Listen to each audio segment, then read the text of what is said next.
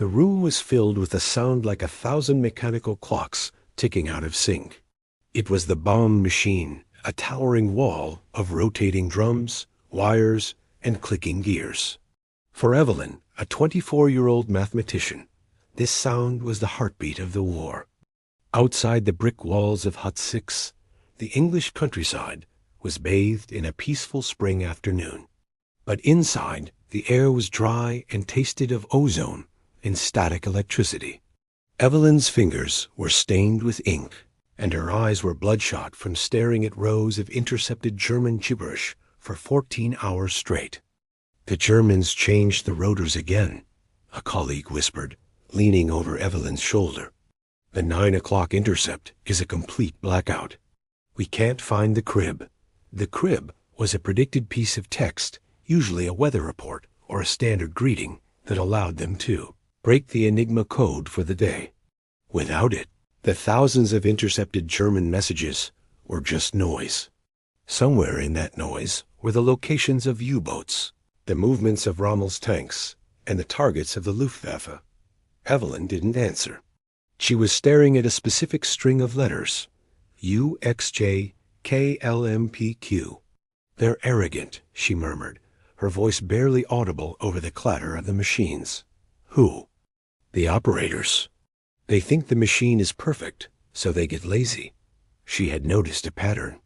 One specific German radio operator, stationed in a lonely outpost in occupied Norway, always started his morning transmission with the same 5-letter word. Most people thought it was a military code. Evelyn had a different theory. She ran to the archives, her shoes clicking on the wooden floor. She pulled a file from 3 months ago. There it was. On that day, the operator had sent a message that had been partially broken. It wasn't about the weather or the war. It was a name, Beate. "He's encoded his girlfriend's name into the daily setting," Evelyn whispered. She rushed back to the machine and began adjusting the dials. She fed the name Beate into the logic of the bomb, the machine word, its drums spinning faster and faster, searching through millions of mathematical possibilities. The room went silent as the other cryptographers gathered around. The only sound was the clicking of the drums. For 10 minutes, the machine struggled. Then, with a sudden, sharp thud, it stopped. Evelyn grabbed the output tape. She began to decode the 9 o'clock message by hand. GEEALQAAO. "We're in," she gasped. The message was an order for a massive German ambush on an Allied convoy in the North Atlantic. Within minutes, the decrypted text was being rushed to a secure telephone line. A message would be sent to the Admiralty in London, and the convoy would be ordered to change course, slipping past the waiting U-boats like a ghost in the night. Evelyn sat back in her hard wooden chair. Her hands were shaking. She knew that in a few hours, thousands of sailors would be eating dinner on their ships, completely unaware that they were supposed to be at the bottom of the ocean. They would never know her name. They would never know about the girl in the cramped hut who found a love letter in a sea of war. She looked at the clock. It was nearly midnight.